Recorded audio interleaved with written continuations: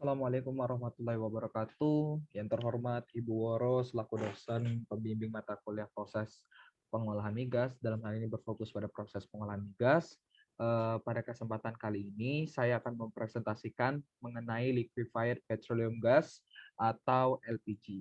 Sebelumnya, perkenalkan nama saya Davin Ovaristi dari kelas Rep 1A dengan NIM 211420011.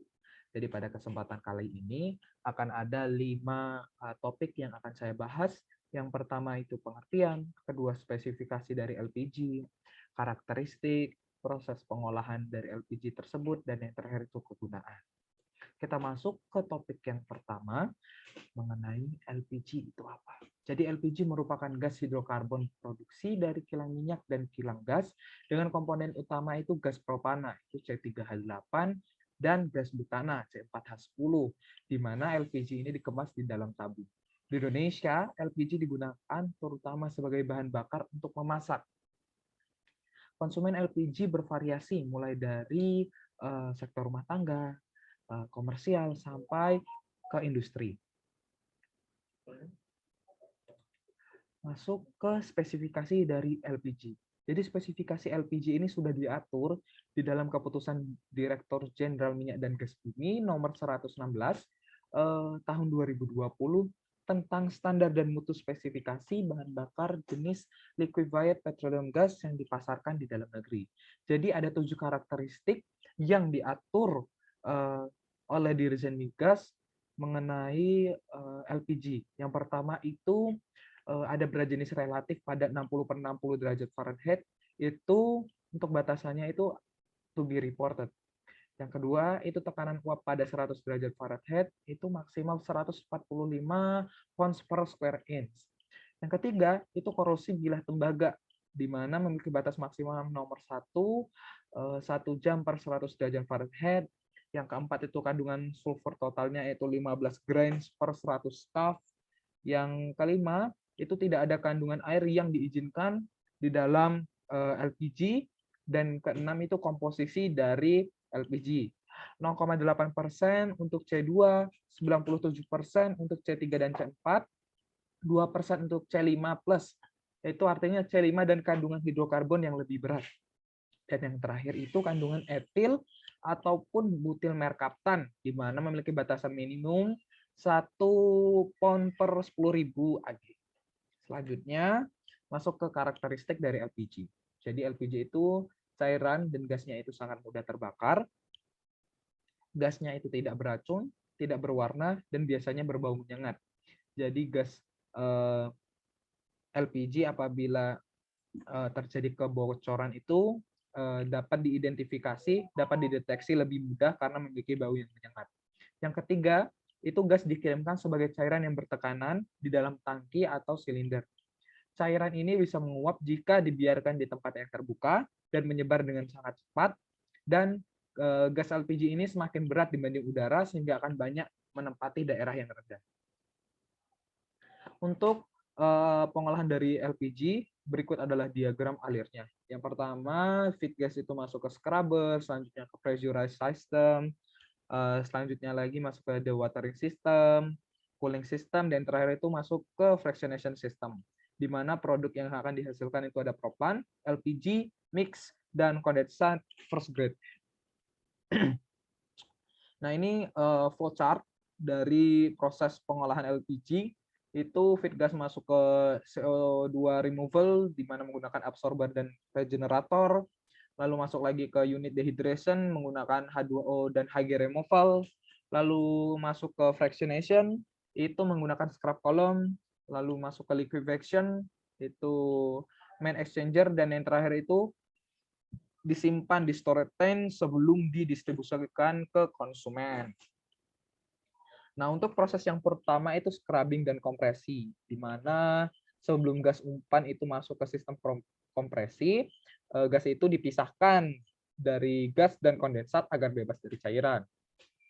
Kemudian cairan dialirkan ke knockout, di mana di dalam knockout drum tersebut mengalami proses pemisahan gas, air, dan kondensat.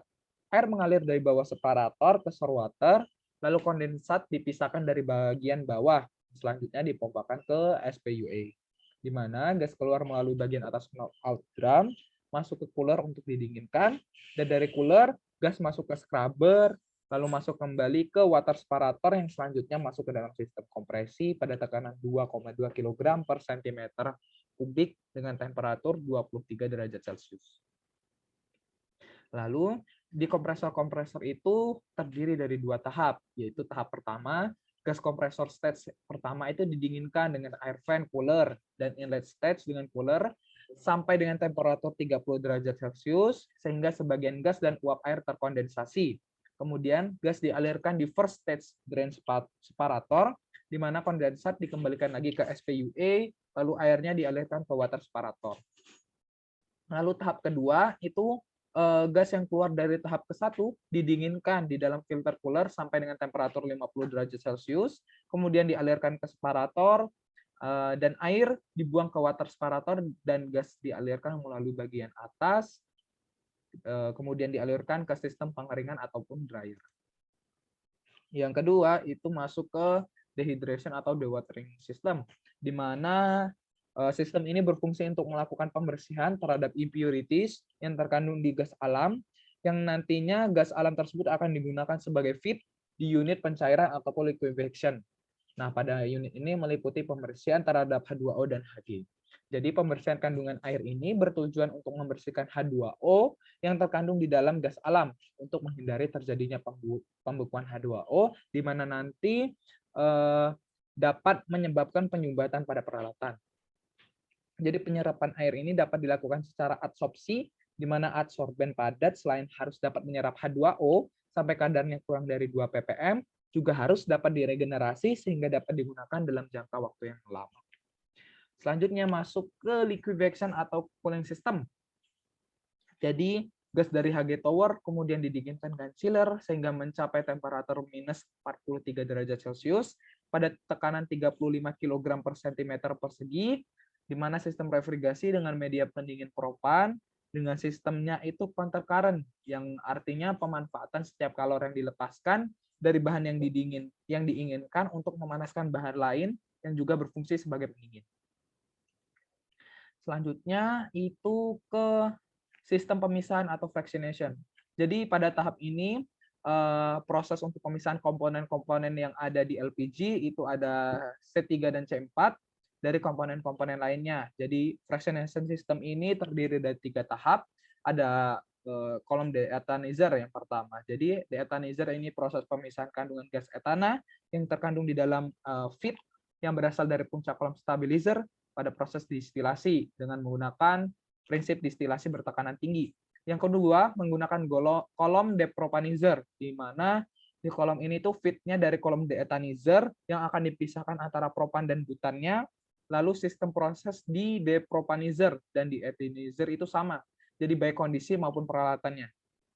Yang ketiga itu kolom debutanizer, di mana kolom debutanizer ini akan memisahkan C3 dan C4 dalam jumlah tertentu dari kondensat empan yang didapat dari batang produk depropanizer kalam. Selanjutnya, ini masuk ke tahap akhir itu gas yang sudah difraksinasi, yang sudah dipisahkan, masuk ke dalam tempat penyimpanan gas LPG yang telah jadi sebelum dikirim kembali ke Pertamina untuk dikemas dan disalurkan ke konsumen. Jadi yang terakhir itu kegunaan dari LPG itu sebagai bahan bakar, seperti yang saya bilang di awal tadi, untuk digunakan di berbagai kalangan, baik dari rumah tangga, konvensional, sampai ke industri. Sekian presentasi dari saya. Wabillahi taufiq wal hidayah. Wassalamualaikum warahmatullahi wabarakatuh.